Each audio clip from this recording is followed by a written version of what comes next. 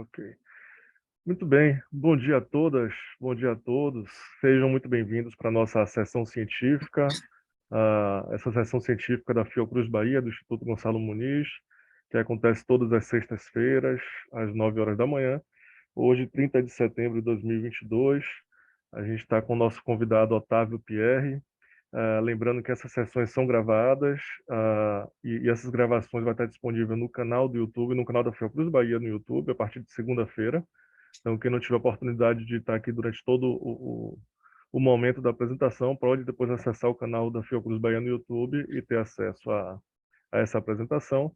E lembrando que os microfones estão mutados de todos, e no final, quem tiver qualquer comentário, dúvida, ou qualquer coisa que queira passar para o palestrante, pode colocar no chat, que a gente vai fazer essa discussão via chat, e eventualmente, se tiver alguma solicitação de abertura de microfone para fazer um comentário mais complexo, alguma coisa do tipo, a gente pode também estar concedendo essa abertura do microfone sem problema. Muito bem, vamos lá. Hoje a gente tem aqui o Dr. Otávio Pierre, uma honra e uma satisfação muito grande ter ele aqui. O Otávio, que é graduado em Ciências Biológicas pela Universidade Federal do Rio de Janeiro, tem mestrado em Psicologia pela PUC, também do Rio de Janeiro, e doutorado em Ciências Biológicas pela Universidade de Sussex, na Inglaterra. Ele é pesquisador titular em saúde pública da Fundação Oswaldo Cruz. Ele é lotado no IOC, no Instituto Oswaldo Cruz. Mais recentemente, ele aposentou, mas continua vinculado ainda ao IOC, fazendo suas atividades de pesquisa. Ele tem experiência nas áreas de parasitologia, com ênfase em eumitologia humana e saúde coletiva, e também trabalhando com epidemiologia. Ele faz estudos principalmente sobre ecoepidemiologia e controle da citosomose e geomitoses em crianças de idade escolar, e participa de comitês assessores visando a eliminação dessas doenças infecciosas da pobreza como um problema de saúde pública. E um desses comitês, desses grupos assessores é da própria Organização Mundial da Saúde. Ele hoje faz parte do grupo assessor para a eliminação da citosomose e geomitoses. E ele também foi o coordenador de um estudo multicêntrico para avaliação do teste diagnóstico para a citosomose do POC-CCA, e eu acho que é exatamente sobre isso que ele vai abordar nessa próxima hora aqui com a gente. Otávio, eu queria agradecer bastante a sua presença aqui hoje, nos honra muito ter você aqui, mesmo que virtualmente, discutindo esse tema que é tão importante para a saúde pública do nosso país. Muito obrigado, passo a palavra agora para você. Bom dia a todos. Muito obrigado à Fiocruz Bahia pela oportunidade. Essa apresentação vai ser feita num contexto específico, que é o de diagnóstico e tratamento, tendo em vista as diretrizes do Ministério da Saúde e a nova diretriz da OMS para eliminação da citosomose como problema de saúde pública, certo?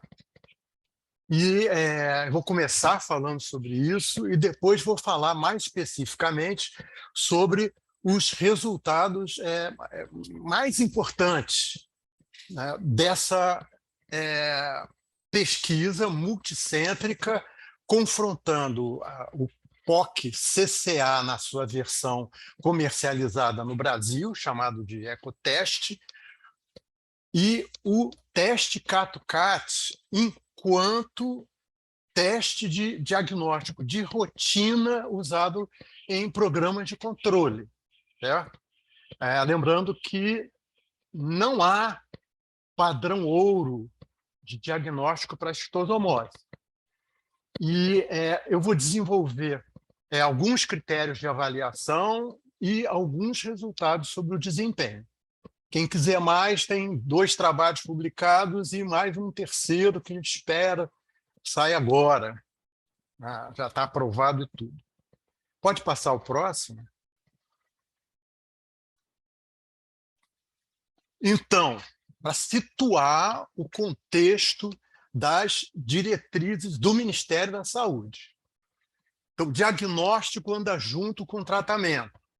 Na área endêmica, começa com o Ministério fazendo a divisão de municípios de acordo com a positividade pelo CAT-CAT. Uma amostra de fezes, uma lâmina. Os municípios cuja positividade pelo CAT-CAT for inferior a 5% ficam na demanda espontânea. Ok, então nós não vamos entrar em detalhes aqui sobre o diagnóstico feito naquelas pessoas suspeitas, com sinais de esquistossomose atendidas na atenção básica nos municípios que não são da área endêmica ou que são da área endêmica, que são da área endêmica, mas têm positividade menor do que 5%. Nos que têm positividade igual ou maior que 5%, aí o Ministério da Saúde divide por classes de positividade pelo CAT-CAT dentro da localidade. Vejam que se a localidade tem positividade acima de 25%, o tratamento é em massa. E aí, nesse caso, não há necessidade de identificar os portadores da infecção. Não tem que se falar em diagnóstico individual nesses casos. Diagnóstico individual passa a ser uma coisa exigida ou requerida pelo Ministério da Saúde para aquelas localidades com 25% de CAT-CAT, de positividade, para baixo. E aí o esquema de tratamento vai variar. Mas, de qualquer maneira, de 25% para baixo, é necessário identificar o portador da infecção. E aí está o problema. O CAT-CAT ele serve muito bem para diagnosticar o portador da infecção quando a endemicidade não é baixa. Ou seja, tem pouca gente, se tiver pouca gente positiva, e esses positivos eliminando poucos ovos, o CAT-CAT não é acurado, não serve, não é adequado para identificar os portadores da infecção. E é por isso que nesse contexto, já que o CAT-CAT é utilizado pelo Ministério da Saúde, que é importante ressaltar que as medidas de controle preconizadas pelo Ministério da Saúde não se limitam a essa estratégia de diagnóstico e tratamento. A ênfase pode, nesse momento, ser essa. Mas a recomendação, inclusive, de toda a comunidade de pesquisa da Fiocruz em xistosomose, programa Fioxisto, está tentando fazer retirar essa ênfase no diagnóstico e no tratamento. A ênfase vai passar a ser por recomendação, a gente espera que o Ministério acate essa sugestão em medidas genuinamente preventivas. Saneamento básico, estratégias de informação, educação e comunicação e controle de hospedeiros intermediários. É nesse contexto que a gente tem que ver, tá certo? Ou seja, essa diretriz verticalizada, ela precisa acabar. E nesse caso, em que as medidas preventivas serão as medidas principais, a gente relativiza melhor a questão de diagnóstico e tratamento. Eu quero contrastar isso. Passa o outro, por favor. Com a atual estratégia de diagnóstico e tratamento preconizada pela OMS, agora em fevereiro de 2022. Ela lida com localidades endêmicas, utiliza como critério de positividade para pontos de corte com base no CAT-CAT e faz uma equivalência nesses limiares. Pode ser, então, a localidade classificada como igual ou maior a 10% para o CAT-CAT, ou o que é equivalente a 30% ou mais pelo POC-CCA. Essas são as localidades chamadas de baixa prevalência, que, segundo a recomendação da OMS, deve ter um regime, um esquema de tratamento em massa, seja ele anual ou, se a localidade continuar sendo um hotspot, ainda mais frequente. Mesmo no caso em que a positividade pelo CAT-CAT seja menor que 10%, ou pelo POC-CCA menor que 30%, ainda a OMS enfatiza o tratamento não, a administração em massa do praziquantel, independente de diagnóstico individual, só que, às vezes, dependendo do andar da carruagem, menos frequente do que o anual.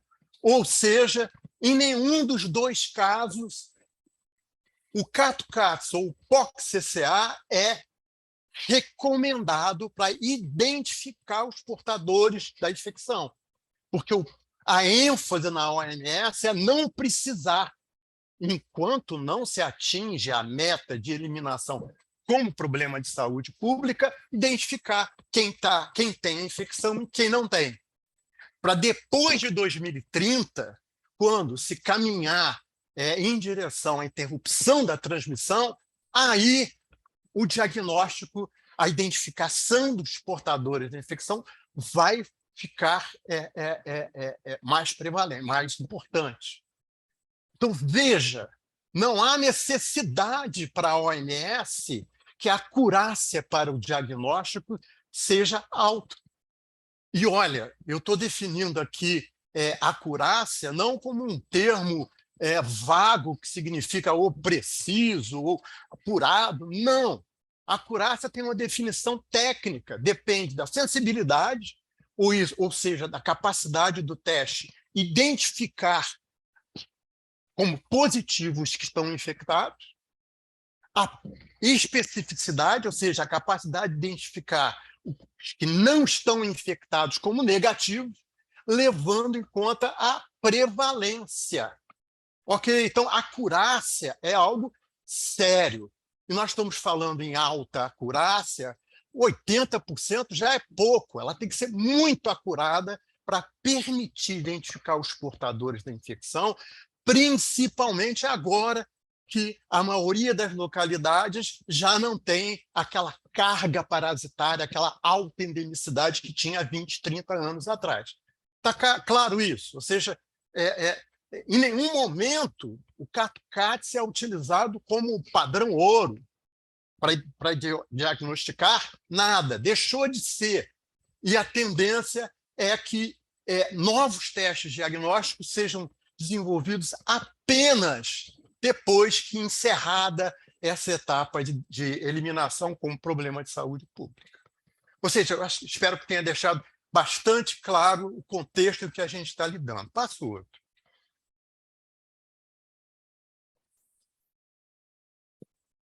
O CAT-CAT e o ECO-teste têm vantagens e desvantagens. O CAT-CAT tem a vantagem de alta especificidade, tem a vantagem de ser aprovado globalmente para uso em rotinas de programa de controle. Não como padrão ouro, hein? E também serve muito bem para identificar, quantificar ovos das diferentes espécies de schistosoma nas fezes e gelminto nas fezes. Mas tem a desvantagem de ter uma baixa sensibilidade em áreas de baixa endemicidade, a necessidade de microscopistas treinados e o uso apenas em amostras frescas. O ECO-teste, que é a versão do POC-CCA comercializada no Brasil, tem como vantagem alta sensibilidade, o fato dele já ser aprovado pela Anvisa, não para uso em programa de controle, mas como um teste diagnóstico auxiliar para ser utilizado na prática clínica exclusivamente em pacientes com sinais e sintomas de infecção ativa, tá bom? Ele usa urina em vez de fezes, ótimo. Tem uma rapidez e facilidade de leitura, o que caracteriza ele como point of care. E tem desvantagens. A especificidade dele é moderada, falta padronização quando a linha de teste não é clara, chamado traço, não é quantitativo e não detecta geoaumentos. Próximo. Exemplos de resultados do ecoteste. Então, à esquerda são os desfechos positivos. Então, a segunda linha, a linha de teste da esquerda para a direita, ela tem que ser clara. Ela pode ser clara, bem delimitada. Ela pode ser mais clara, mais escura, mas o teste é considerado positivo quando ela é bem definida. No meio, obrigado, Ricardo. No meio, o resultado negativo é quando a linha de teste não aparece. E o que era à direita controvertido, mas deixa de ser por conta do fabricante, é que às vezes a linha de teste é tênue, não é tão bem definida. Isso foi motivo de controvérsia, mas o fabricante considera, lacra, que qualquer intensidade de cor na linha de teste tem que ser considerado um resultado reagente. Então, por isso, a gente só vai falar aqui em POC CCA, em resultados do ecoteste, considerando os traços como positivo. Claro que tem que ser assim. É assim, inclusive nos testes imunocromatográficos do Covid. Ela não é, dá uma linhazinha pequenininha.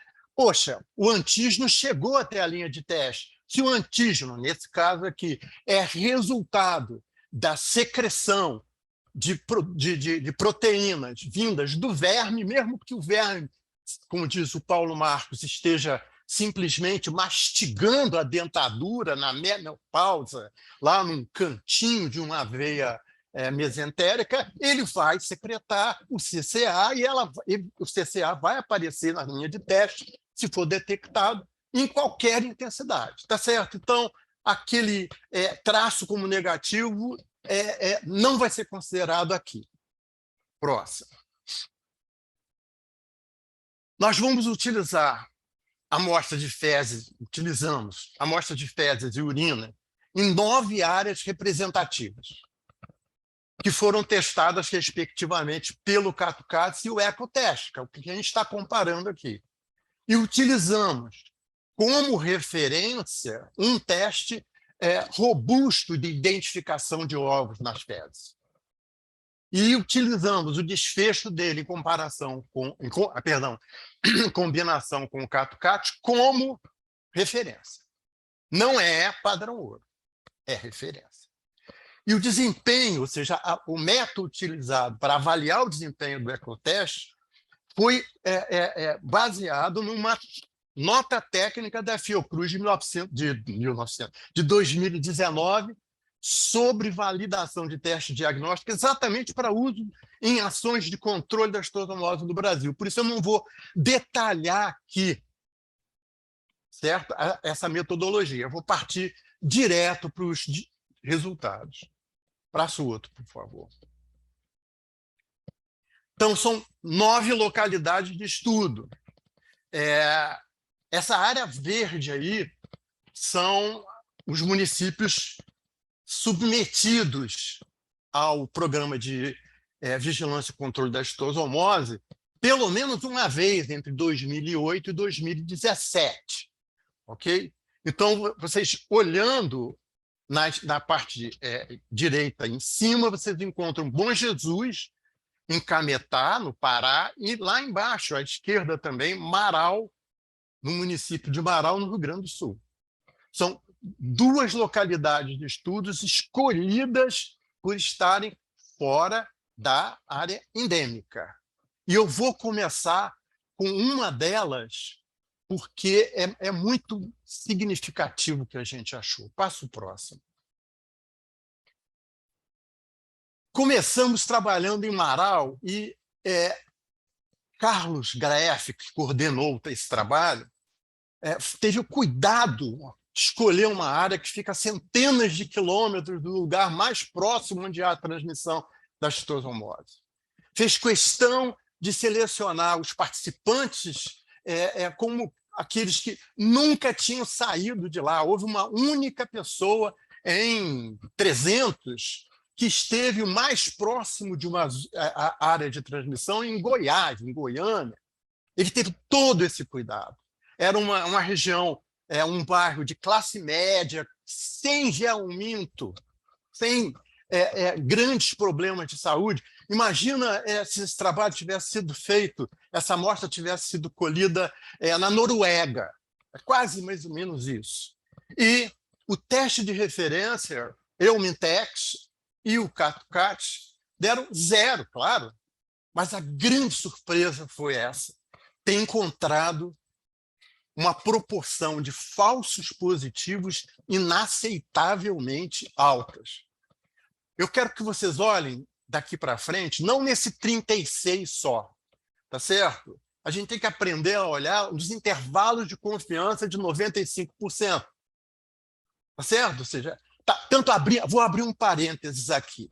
O INPEG, ou seja, o Inquérito Nacional de Prevalência feito pelo Naftali Katz, deixa claro que, naquele percentual de 0,99 ou 90 de prevalência que ele encontrou, um intervalo de confiança enorme, que depende do tamanho da amostra, depende de como a amostra foi obtida.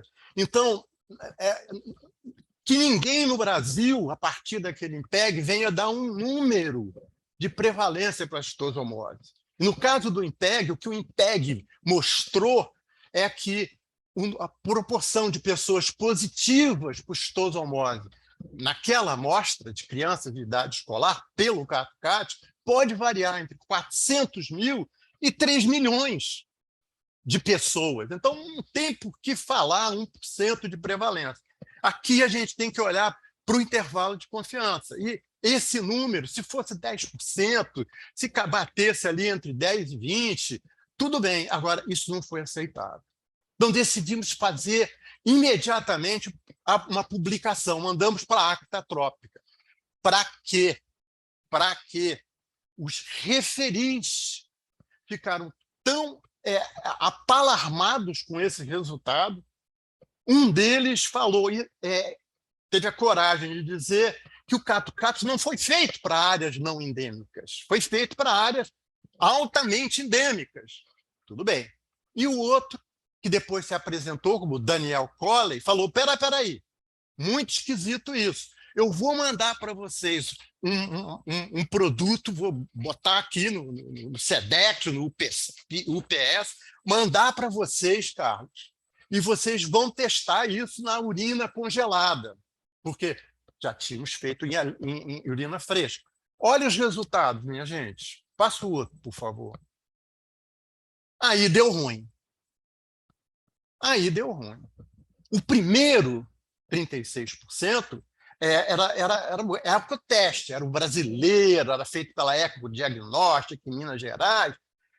E o outro foi escolhido pelo Dan Coley, mandado especialmente para o Carlos testar, como o grande exemplo de perfeição do POC-CCA. É claro que foi em urina armazenada, o que é outro problema. Ele partiu da suposição, ele não, as pessoas partiram da suposição que não tem problema, que a urina armazenada, no caso a menos 20 graus Celsius por um ano, daria o mesmo desfecho. Então, o resultado publicado na Acta Trópica o ano passado, é claro que mostrou, caramba, não dá para confiar nesse teste. Seja ele do ECOTeste, ou seja ele feito no Brasil, seja ele vindo da África do Sul. E ficamos na dúvida, ainda estamos na dúvida. Afinal, é o efeito de ter armazenado a urina? Pode ser, mas pode ser também diferenças entre lotes, coisa que já tinha sido apontado em diversos trabalhos feitos no Brasil e largamente ignorados, feitos no Ceará, em Minas Gerais, em outros lugares, ignorados até então. ou pode ser um problema de fabricante, ou seja, o próprio fabricante está fazendo um produto substandard. Ufa! Olha só, saiu publicado isso, agora passo o outro. Resolvemos fazer numa área endêmica. Então, por sorte, a Tereza já tinha adiantado os resultados com urina e com fezes, e aí já estava chegando um ano depois, e aí os resultados dela foram esses. O teste de referência deu quase 60% de prevalência, tá bom? E na urina fresca, ou seja, o lote A, mesmo usado em Marau, deu 78%. Veja, 59 para 78 não é uma diferença significativa se você olhar os intervalos de confiança. Então, tudo bem. O POC-CCA, perdão, POC-ECO, o ecoteste, funcionou ali. Mas na urina armazenada, o que aconteceu? O que aconteceu naqueles 365 dias? São lotes diferentes, isso é verdade. Você não pode, depois de um ano, usar o mesmo lote. O lote tem validade de 2 anos. Quando você já pega um lote para fazer o teste, ele já está na metade da validade. Então, foi um lote B do ecoteste. Então, aí fica a dúvida. Sim, não dá para confiar na urina armazenada, tá certo? Não dá, não dá. Alguma coisa se perde aí nessa urina, alguém vai ter que investigar. E, além disso, não se pode confiar. Se você acredita que a urina armazenada está ok, então o problema está no lote. E aí, gente, isso foi publicado também, nós ficamos num beco sem saída. Nós não. O POC-ECO e o POC-CCA ficaram num beco sem saída. Ainda continua. O POC-ECO, inclusive, foi descontinuado, mas o POC-CCA fabricado na África do Sul parece que vai ser submetido a uma averiguação e espera-se que seja aperfeiçoado, porque é promissor, né? O POC-CCA, a ideia de um teste point of care usando CCA ou outro antígeno, é uma coisa promissora. O problema está no produto que a gente tem. Mas vamos adiante, vamos falar nos outros produtos, nos outros resultados, nos outros desfechos. E a gente separou aqui 2 categorias de locais de estudo, baseado naquele corte feito pela OMS, em que se o CAT-CAT dá menos que 10%, é a área de baixa prevalência. Está cortado ali embaixo, mas as barras cinza são os resultados do teste de referência. Azul claro é o CAT-CAT, é esse que eu utilizei para fazer aquele corte lá de 10%. E o verde é o resultado do ecoteste, sempre considerando traço como positivo, como tem que ser. Meio confuso, né? Muito estranho, mas vamos tentar separar algumas coisas. Marcha o próximo.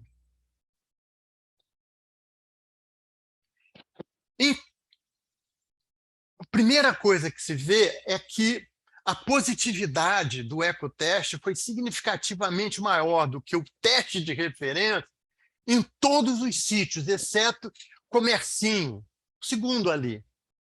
E, curiosamente, nesse local, o teste utilizado foi um terceiro. E ali parece que aquele lote, o ecoteste funcionou muito bem. Era uma área de baixa prevalência, não houve diferença significativa lá em Comercinho. Será que é por ter usado um lote diferente? É uma coisa para ser feita. Tem que fazer isso. Próximo. Vamos ver Bom Jesus. Bom Jesus, lá no Pará, lembra? Foríssima da área endêmica. Bom Jesus, apareceu um único caso. 300 e tantos, se não me engano, deixa eu ver, 247 participantes, um único caso. Esse caso foi confirmado como caso importado e essa pessoa tinha 228 ovos por grama de fezes pelo CatoCat. Agora, me explica como é possível ter havido entre 9 e 18, 19% de positividade pelo ecoteste. Ou seja, que isso? Passo próximo. Vejam esses 3 locais onde o CatoCat deu menos que 10%, ou seja, que a OMS classifica como baixa prevalência e acredita, com base em evidências obtidas na África, que abaixo de 10% pelo CatoCat tem que equivaler a menos que 30% pelo ecoteste, não é isso? 2 pontos de corte equivalentes. Aqui não acontece. Aqui no Brasil não vale. Essa regra da OMS não funciona aqui. Não se pode utilizar essa equivalência. Vejam o caso, o Estreito de Miral também se fala, mas veja o caso de Gavião, onde o Fernando Bezerra trabalhou diligentemente e o teste de referência deu menos que 10%. CatoCat em azul ali, seguramente menos 10%, porém, a quantidade enorme de resultados, não sei se é falso positivo, mas de desfechos reativos no POC-ECO naquela região. Ou seja, fosse para seguir a recomendação da OMS, fazer tratamento coletivo anual e, se continuar alto, bienal naquela área.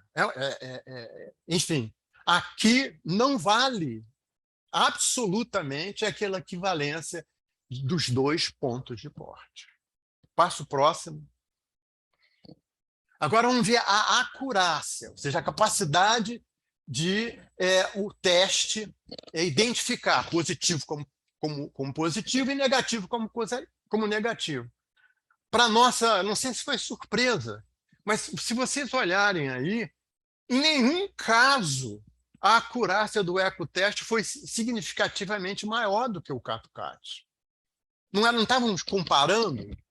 Ok, a sensibilidade pode ser maior aqui e menor ali, mas a acurácia, volto a dizer, leva em conta 2 parâmetros de desempenho importantes, sensibilidade e especificidade, e ainda entra com a prevalência. Era para, independente de qualquer prevalência, pelo menos o ecoteste ser mais acurado do que o CatoCat. Nenhum caso, absolutamente nenhum, com exceção de Comercinho. Você viu que a acurácia em Comercinho foi altíssima. E a pergunta é, será que porque nós estivemos o tempo todo trabalhando com um lote maldito? Pode ser. Mas se há diferenças assim tão gritantes entre lotes, o problema é do fabricante. Passo próximo.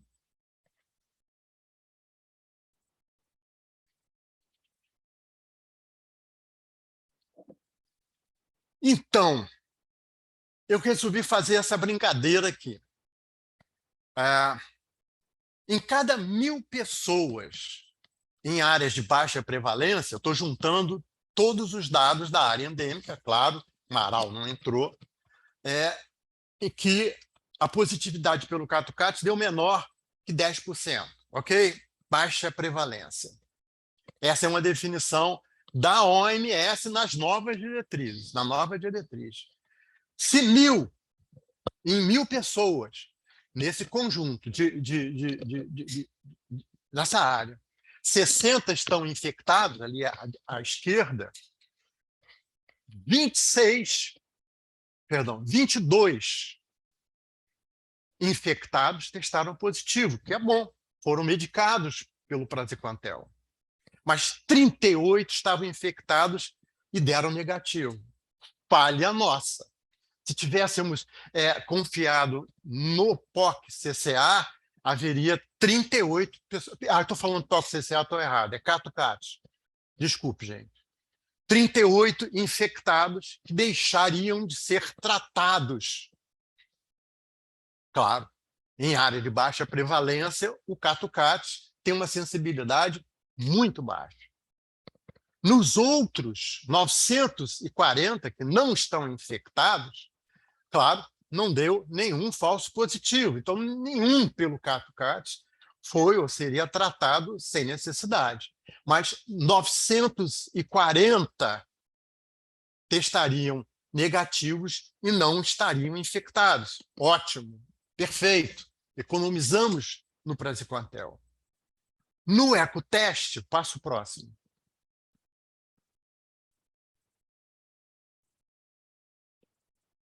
Aqueles 1.000 infectados, perdão, daqueles 1.000 infectados, 60 infectados, 44 testariam positivos pelo ecoteste, seriam obviamente tratados, mas 16 infectados deixariam de ser tratados. E do lado de cá, 212 não estariam infectados, mas testariam positivos, portanto, serão tratados. Se a prevalência é alta, se a área de alta endemicidade, o fato de você ter um teste como o POC-CCA não faz muita diferença, certo? Agora, em área de baixa prevalência, é melhor aperfeiçoar tanto a sensibilidade quanto a especificidade do ecoteste do que continuar insistindo nesses erros que são relativamente baixos, mas são erros. Pode passar o próximo. As conclusões do multicêntrico são, primeiro, esse teste, seja ele produzido no Brasil, seja ele não atende aos padrões mínimos de desempenho, exigindo para diagnosticar, para identificar o portador da infecção. E não pode ser recomendado para uso em intervenções comunitárias no controle das zoonoses, seja aqui, seja em qualquer lugar. Se é para identificar o portador da infecção, não é o teste POC-CCA atualmente formulado. Ele não deve ser adotado, pelo menos no Brasil, como ponto de corte alternativo ao Cato-Cat. Talvez aí a solução seja deixar essa ênfase de tratamento para medidas genuinamente preventivas. Ou seja, ok, usa-se o Cato-Cat, o POC-CCA como baliza, vai fazendo ali, mas a ênfase tem que ser no saneamento básico. E aí a parte de diagnóstico e até de tratamento fica como não prioritários, certo? O detentor da tecnologia, seja na África, seja qualquer outro fabricante, precisa padronizar o processo de produção e exercer maior controle e garantia de qualidade. E a gente só recomenda, no final desse multicêntrico, está para sair agora, que o POC-CCA só seja aprovado para uso global após rigorosa avaliação de desempenho em diferentes regiões e por diferentes usuários. Passo o outro.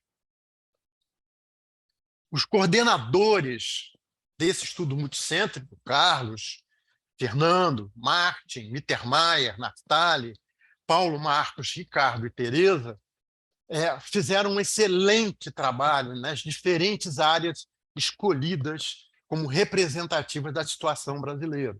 Isso envolveu diferentes instituições.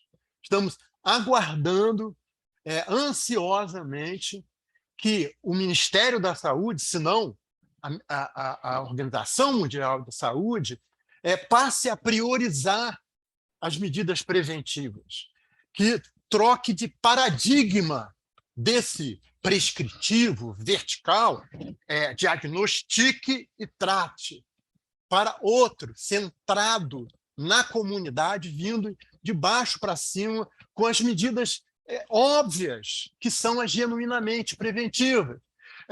Saneamento básico, estratégias de informação, educação e comunicação, e vigilância e controle de hospedeiros intermediários.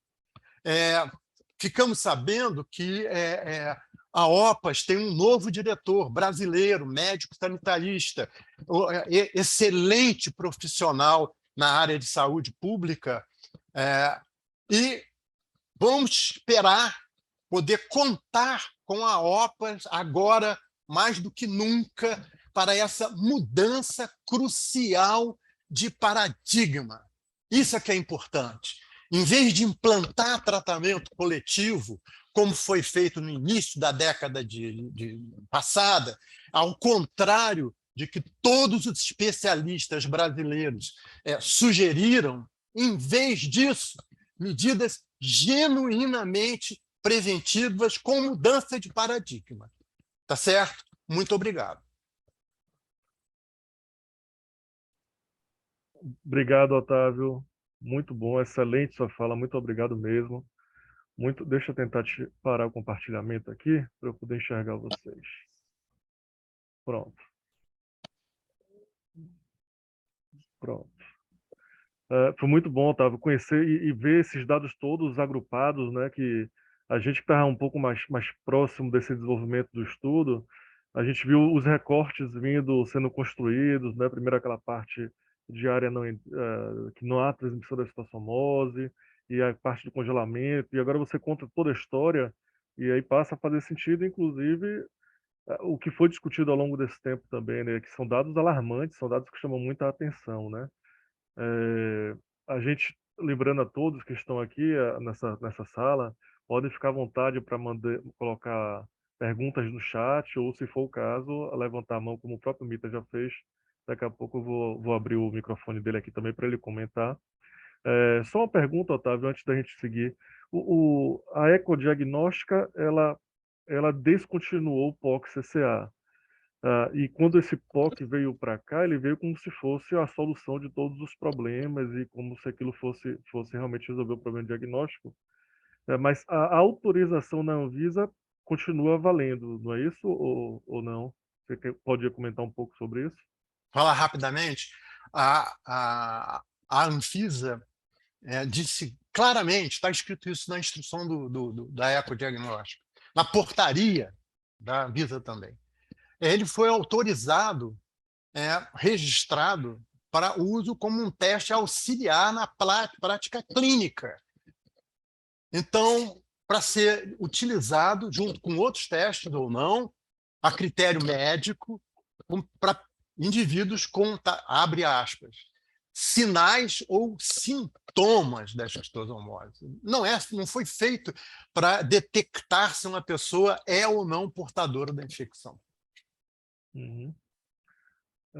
Mita, você quer abrir o microfone, Mita? Será que você consegue ou eu tenho que habilitar aqui?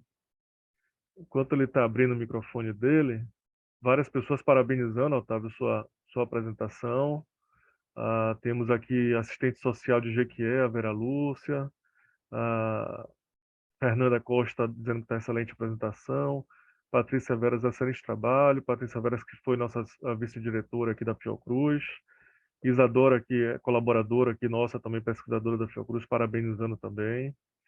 Leonardo Farias, que também trabalha com citossomose, colaborador nosso também, inclusive desse trabalho, fala que foi excelente palestra, foi um teste de calibração do POC com modelos animais e cargas parasitárias conhecidas antes do estudo multicêntrico. Parece que foi uma pergunta, não foi? Se foi feito um teste de calibração, Otávio?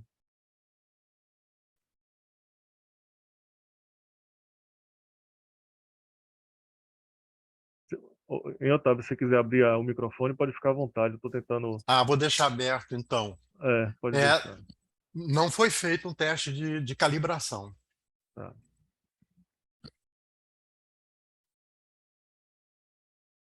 Rodrigo, você pode me ajudar a colocar o Meter tirar o mudo do Mita. Eu não estou conseguindo fazer isso. Pronto, ele já pode falar. Ah, tá. Obrigado. Bom, inicialmente, bom dia a todos. Parabenizar a nossa instituição por mais uma sessão muito interessante e relevante do ponto de vista de saúde pública. Parabenizar o Otávio pela excelente palestra. Eu quero dizer que eu entrei um pouquinho atrasado, porque eu estava aqui, pasmem, gastando um tempo enorme para fazer um SCDP para justificar a ida para o simpósio de ectosomose.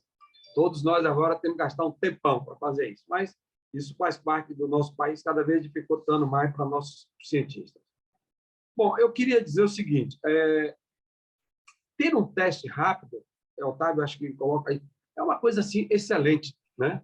Um teste rápido que funcione, e por isso eu acho que a gente tem que contribuir com estudos como esse, que mostram que não está funcionando, mas dando um retorno para quem produziu, que deve encontrar as razões pela qual esse teste não está funcionando aqui no Brasil.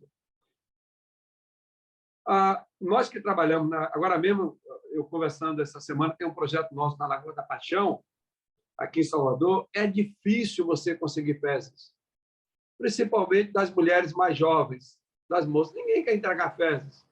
Então, se nós tivermos um teste, né, que na urina, e um teste que, inclusive, você, na hora lá no campo, você faz o diagnóstico, em 15 minutos, você entrega a urina ali, você... E para o médico, é a melhor coisa do mundo. Então, por isso, eu acho que trabalho como este nosso não é para desqualificar o teste, é para dar subsídios para que a pessoa retorne e possa melhorar o teste. E a mim parece que algumas versões já estão sendo. Ora, acho que o Otávio colocou, me perdoe, Otávio, porque eu entrei um pouquinho atrasado, mas é o seguinte, a minha compreensão é que esse teste teve um dado momento que ele era, você deve ter dito que ele era importado totalmente. E depois desse teste foi feita uma transferência de tecnologia e alguma empresa aqui montava o teste, porque quando você monta no Brasil, você paga menos impostos. Só que aí esse teste, quando eu comecei a comprar esses testes que foram montados no Brasil, começamos a ter resultados diferentes do que nós tínhamos tido anteriormente. Então, mostrando que tem algum problema aí e que precisaria, talvez, fazer uma transferência de tecnologia. Eu até provoquei a Kira, viu, Ricardo? Na hora que a Kira, provoquei o Maurício Zuma, no sentido da Fiocruz entrar num circuito, viu, Otávio? E a Fiocruz buscar uma transferência de tecnologia, porque eu tenho certeza que a Fiocruz talvez possa montar o teste aqui com muito mais qualidade do que algumas empresas, com todo respeito às empresas que fizeram antes. Bom, a outra coisa que preocupa, e o Otávio coloca aí mais ou menos no final, é que esse teste, no momento que ele foi aprovado na Anvisa, foi impressionante. As secretarias de saúde aqui de vários municípios da Bahia compraram o teste. Compraram o teste, e aí isso vira e mexe, as pessoas, meus colegas médicos me procuram, como eu for professor de medicina, professor, tem esse teste, é confiável? E aí eu disse, olha, você pode ter falso positivo. E aí, na medicina, como o Otávio falou, você usa o bom senso, né? Se tem os dados epidemiológicos e tal. E como você tem um medicamento que realmente ele não tem maiores complicações, você termina tratando, só que até para achar o medicamento é complicado. Por outro lado, é muito preocupante do ponto de vista da epidemiologia, porque se eu tenho alguém que é positivo e a sensibilidade do teste não detecta, então esse indivíduo, né, que é positivo, se o teste dá ele como negativo, ele vai conseguir continuar defecando, jogando, né, ovos nas coleções hídricas e mantendo o ciclo da ectosomose, o que é muito ruim. Por isso, o ideal é que tenhamos um teste realmente com muito boa sensibilidade, além da especificidade. Bom, Mita, esse é um ponto. podemos fazer um fechamento, Mita, que outras Vamos pessoas fechar querem agora. participar também. Exatamente, para fechar agora. É para dizer o seguinte, o que esse teste, viu, Otávio? Quais são as hipóteses que eu levantei outro dia aqui, discutindo, porque Li, minha aluna, está fazendo mestrado, vai defender em breve. Seria uma questão técnica dos testes que estão chegando aqui no Brasil, ou será alguma questão de cepa, já que esses testes foram feitos com cepas que estão lá na África, né? Que esse teste se fundamenta no glicocális, que você detecta, né? Esse antígeno que vem da parede intestinal do verme. Então, será se isso não tem a ver com a cepa. Então, são questões que nós precisamos investigar no futuro. Eu agradeço, obrigado, Ricardo, por ter aberto. Eu gosto mais desse, quando tem o tempo de falar, porque às vezes, imagine se eu fosse datilografar essas coisas no celular, seria muito complicado. Muito obrigado. Com certeza. E aí eu ouvi Otávio. Obrigado. Parabéns, amigo. Otávio.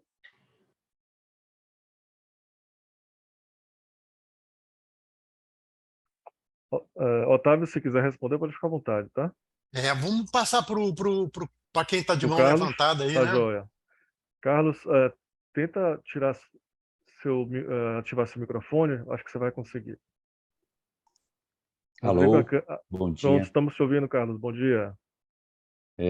Só o vídeo, se desculpe, não me deixaram usar o vídeo, mas eu queria comentar rapidamente 4 coisas. Primeiro, o Otávio citou aí a questão da acurácia. Esse é um conceito, a gente está vendo hoje com essa apresentação do Otávio, aliás, ótima apresentação, Otávio, como sempre, mas o Otávio falou da acurácia. A acurácia, e é importante o que ele colocou, porque a acurácia não é num conceito geral, como ele mesmo mencionou, né? Um conceito amplo, assim. É definido por uma equação matemática, é um tipo de modelagem. E ele precisa ser aprimorado, porque como ele está hoje estabelecido, e você pode ter acesso nesses softwares, né, que automaticamente você coloca os dados básicos, ele calcula todos esses indicadores. Mas existe uma falha lá, porque ele está atrelado, é uma dependência com a prevalência. E a gente já está sabendo que hoje em dia, especialmente nas áreas que estão sob controle já há algum tempo, ações de controle, você pode ter uma dissociação entre prevalência e intensidade de infecção. Isso quer dizer, você pode ter áreas que têm alta prevalência e tem muito baixa intensidade de infecção. E esse componente da intensidade da infecção, né, juntamente com a prevalência, esse outro componente de intensidade não está contemplado. Então, isso é uma falha aí que pode ser objeto de estudo para o pessoal aí que trabalha na área de modelagem.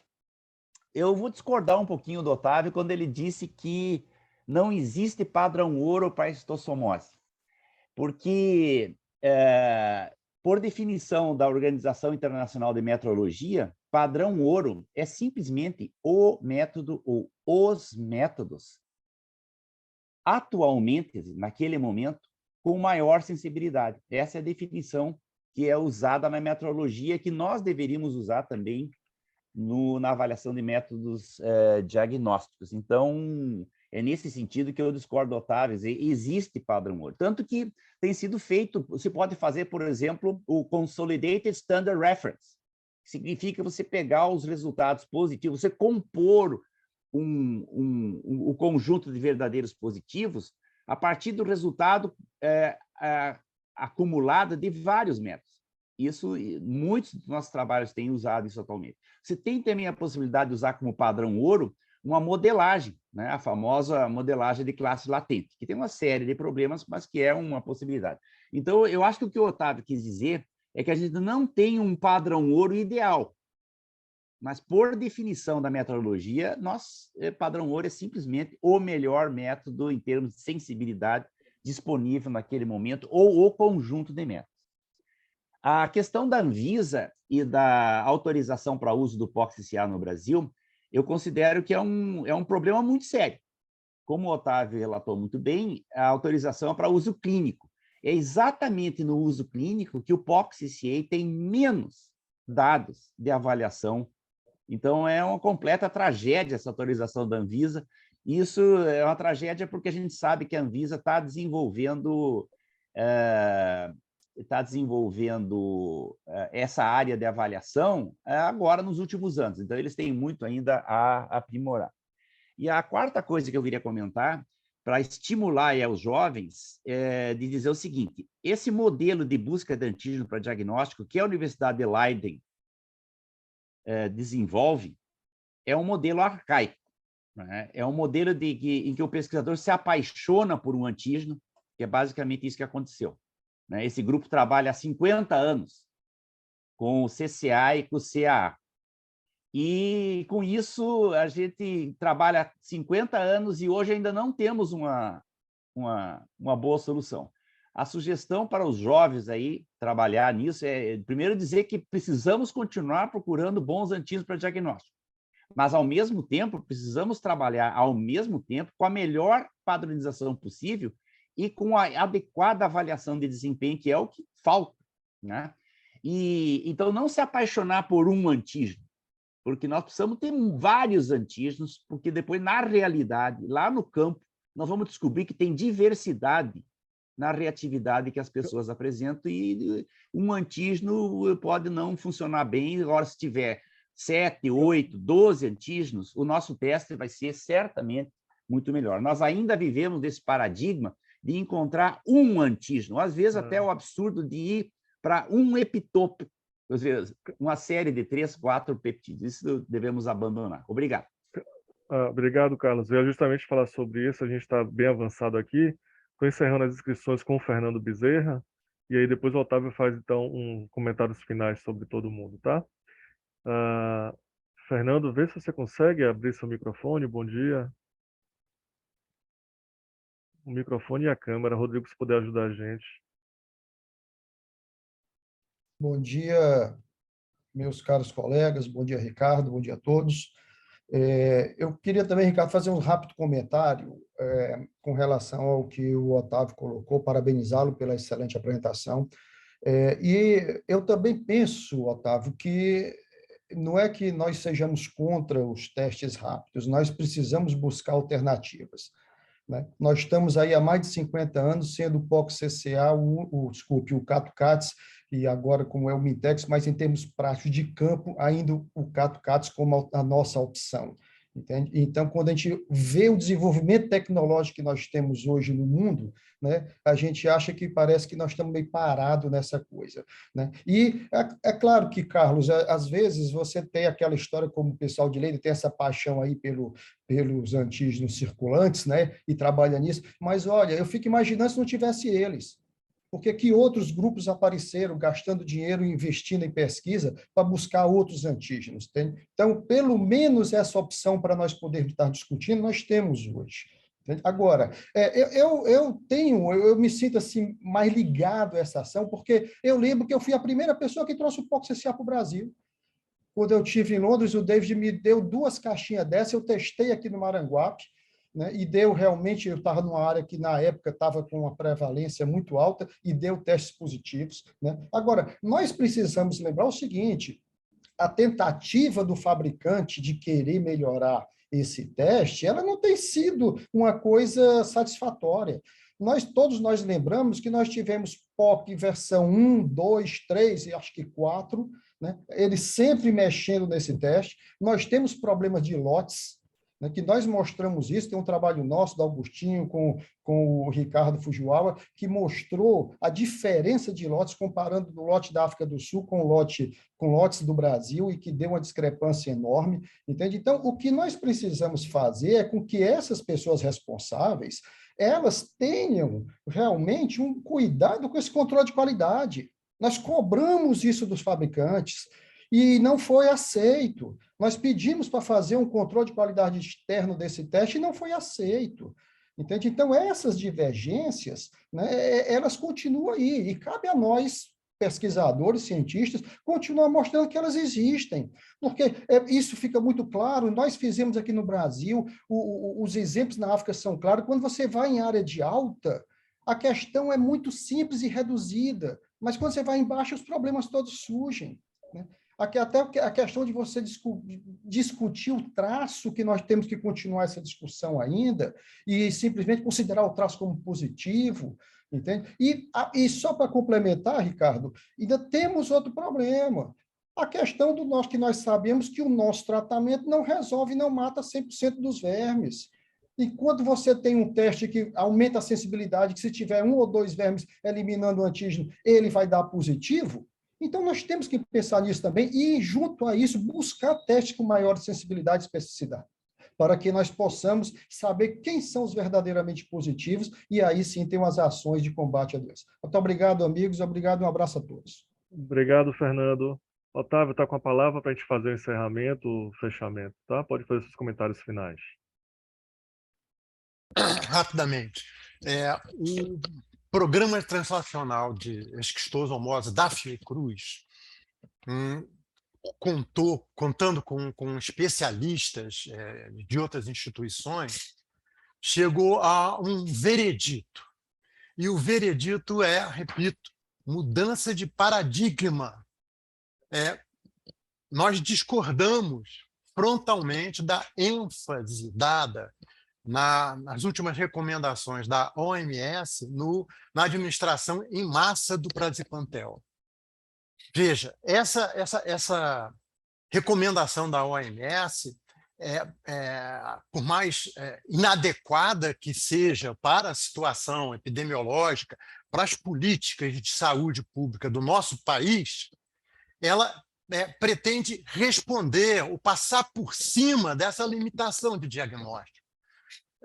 Veja, repetindo, a OMS bateu o martelo com base em evidências científicas obtidas na África subsaariana, de que nenhum teste atual pode e deve ser usado para identificar portador de infecção.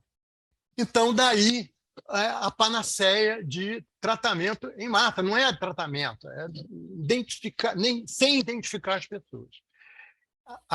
Queria terminar, quer dizer, enfatizando a necessidade de mudar o paradigma de controle, seja para eliminação, seja para interromper a transmissão, tem que ser em medidas genuinamente preventivas. E a corrida pelo melhor teste diagnóstico, a corrida pelo melhor esquema ou produto para tratamento tem que ficar em segundo plano. E isso tem que começar agora. Vamos esperar mais 10 anos. Esperamos 10 anos pelo praziquantel pediátrico. 10 anos. E ele não está disponível para a distribuição em massa. Perdão, para distribuição. O diagnóstico, a gente vai esperar mais 10, 12 anos para chegar ao diagnóstico perfeito. Então, a mudança de paradigma deve ser a ênfase das novas gerações. Vamos trabalhar para o saneamento básico e deixar como auxiliar o diagnóstico e o tratamento. Perfeito, Otávio. Muito obrigado. Acho que ficou muito claro, realmente, tanto na sua apresentação como na sua discussão, essa questão da quebra de paradigma, e concordamos, toda a comunidade que estuda a esquistossomose concorda com isso, que a gente tem que realmente voltar a dar atenção, quer dizer, começar a dar atenção a questões genuinamente preventivas, como, por exemplo, o saneamento. Mais uma vez, Otávio, muito obrigado por ter se disponibilizado, a ter passado essa manhã conosco aqui. Foi pouco tempo, a gente está acostumado nessas reuniões de xistosoma a gente passar mais tempo discutindo. Infelizmente, aqui hoje, realmente, a gente tem um espaço, uma janela muito curta de tempo, mas eu acho que foi excelente para a gente poder apresentar esses dados e poder discutir um pouco mais ainda sobre isso. Queria agradecer a todos que estão aqui presentes também. Lembrando a todos que a partir de segunda-feira essa apresentação vai estar disponível lá no canal da Fiocruz Bahia no YouTube. E desejo a todos uma ótima sexta-feira e um excelente final de semana a todos. Muito obrigado. Tchau, Otávio. Um abraço.